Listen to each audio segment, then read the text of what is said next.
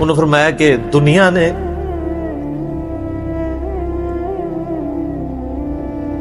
ہر بندے کے اوپر اپنا اثر چھوڑا ہے سوائے ابو عبیدہ ابن جراح کے. دنیا سے شکست نہیں دے سکی.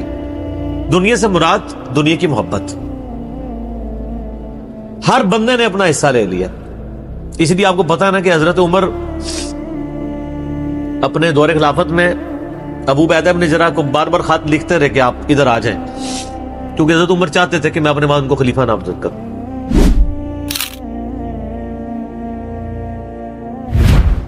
پھر جنگ یرموک کا موقع جب آیا، رومن امپائر کے خلاف فیصلہ کن جنگ تھی جو، تو عین میدان جنگ میں حضرت بکر صدیق فوت ہو گئے. حضرت عمر نے پہلا ڈیسیژن یہ کیا کہ خالد بن ولید کو آرمی چیف کے عہدے سے معزول. ہائے ہائے سر، بالکل آپ آخری اوور چل رہے ہو اور آپ کا جو پلیئر سینچری پہ سینچری مار رہا ہو، آپ اس کو کہیں اس کو واپس آ جاؤ اور ایک نیا پلیئر بھیج دیں. جو کریز پہ سیٹ تھا اس کو آپ واپس بلا لیں. یہ وہ شخص کر سکتا ہے جس کا خدا پہ یقین ہو. تو اور آپ کو پتہ ہے حضرت عمر کے رشتہ دار تھے قریبی، انہی کے قبیلے سے تھے حضرت خالد بن ولید. حضرت خالد بن ولید کو پتا تھا کہ یہ اگر عمر خلیفہ بنے گا نا تو پھر میرا معاملہ پہلے ہوگا. اور وہی ہوا، ابو عبیدہ ابن جراح کو بنا کے بھیج دیا. لوگوں میں بڑی چیمہ گوئیاں شروع ہوئی کہ لو جی سب سے بڑی آرمی کے خلاف جنگ ہو رہی ہے، سب سے بڑی سپر پاور، اور عین میدان جنگ میں یہ ڈیسیژن کر دیا ہے، اگر مسلمان ہار گئے پھر کیا ہوگا، یہ وہ اللہ نے فتح دے دی. فتح ہوئی تو اب جب لوگ آ کے مبارک باتیں پیش کر رہے ہیں، پھر حضرت عمر نے آ کے مسجد نبی میں خطبہ دیا. انہوں نے کہا خدا کے لیے میں تم سے یہی تو چیز ختم کرنا چاہتا تھا کہ یہ فتوحات خالد کی وجہ سے نہیں ہو رہی، رب خالد کی وجہ سے ہو رہی ہے. کل کو خالد نہیں رہے گا تو تم کیا سمجھو گے کہ اسلام ختم ہو جائے گا؟ اسلام نے تو آگے چلنا ہے. ٹھیک ہے. پھر انہوں نے کہا میری دوسری حکمت یہ تھی کہ مجھے پتا ہے کہ اب یہ رومن امپائر مسلمانوں کے پاس آ جائے گی، بیت المقدس بھی فتح ہو گیا پھر بعد میں. تو خالد ابن ولید جو ہے یہ جنگ کی فیلڈ کا ماسٹر ہے، اور جب کوئی علاقہ فتح ہو جاتا ہے پھر کسی جنگجو کی وہاں گورنر لگانے کی ضرورت نہیں ہوتی، بلکہ کسی ایسے شخص کو گورنر لگانے کی ضرورت ہوتی ہے جو ہیومن انسٹنکٹ سے واقف ہو، جس کو ہیومن مینجمنٹ آتی ہو. تو خالد تو ہمیشہ تلوار کے ساتھ ہی کھیلا ہے، اس کو ہیومن مینجمنٹ نہیں آتی. تو میں نے اس شخص کا انتخاب کیا ہے جس کو سب سے زیادہ رسول اللہ صلی اللہ علیہ وسلم کی صحبت کا شرف حاصل ہے.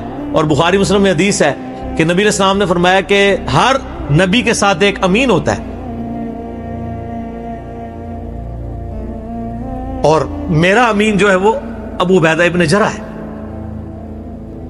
ان کو پھر یعنی یرموک میں حضرت عمر نے یعنی آرمی چیف لگایا اور فتح ہوئی. اس کے بعد بیت المقدس بھی فتح ہو گیا، کیونکہ ابو عبیدہ جو ہے وہ شروع کے مسلمانوں میں سے ہیں، مکی دور کے. اب بعد میں لوگوں کو اسلام سکھانا تھا تو ایسے بندے کی ضرورت تھی نا.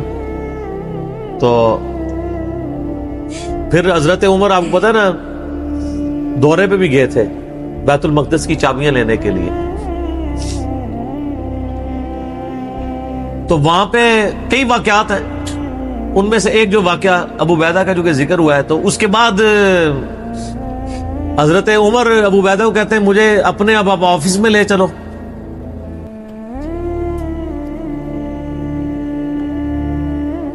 دنیا کی سب سے بڑی سپر پاور فتح کی ہو جس بندے نے، آپ سمجھیں کہ ایک بندے نے امریکہ فتح کیا ہے، کسی جنرل نے، واشنگٹن ڈی سی میں اس کا آفس تو ہونا چاہیے.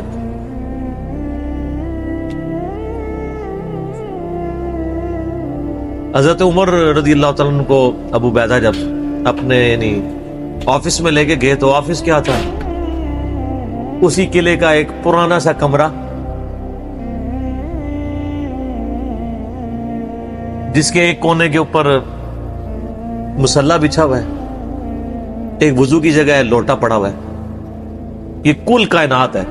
اس آفس کی جو سب سے بڑی سپر پاور کو جس بندے نے گرایا ابو عبیدہ ابن جراح نے. حضرت عمر رضی اللہ تعالیٰ عنہ کی آنکھوں میں آنسو آ گئے. انہوں نے فرمایا کہ دنیا نے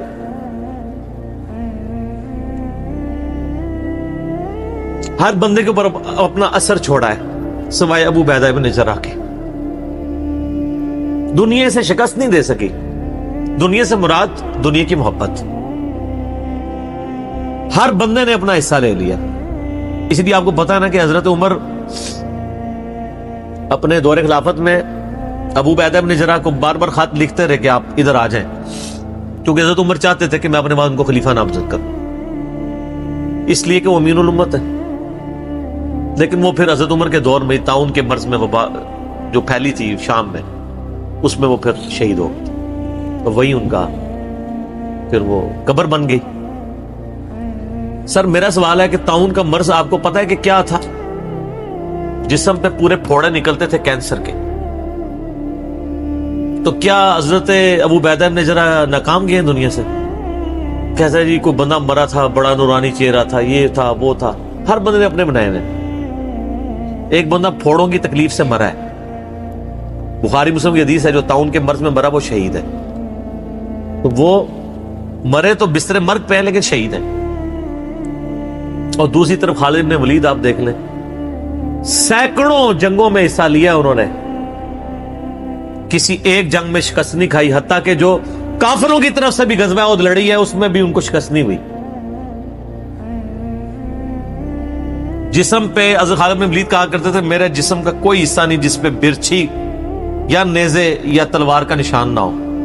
जाहिर है इतनी जंगों में जख्म लग जाते हैं, लेकिन मैं भी आज एक बूढ़े ऊंट की तरह बिस्तर मर्ग पे मर रहा हूं। मैंने सैकड़ों जंगों में अपनी मौत को तलाश किया लेकिन मौत नहीं आई। इसका मतलब है मौत जो है वो इस पे डिपेंडेंट नहीं है कि आप मैदान जंग में गए हुए हैं। उनको मौत मैदान जंग में इसलिए नहीं आनी थी कि वो अल्लाह की तलवार थे। अल्लाह की तलवार तो नहीं टूट सकती थी। तो उनका आज मैं भी बूढ़े ऊंट की तरह बिस्तर मर्ग पे मर रहा हूं। सिर्फ मैं तुम्हें यह बताना चाह रहा हूं कि मौत का मैदान जंग से कोई ताल्लुक नहीं।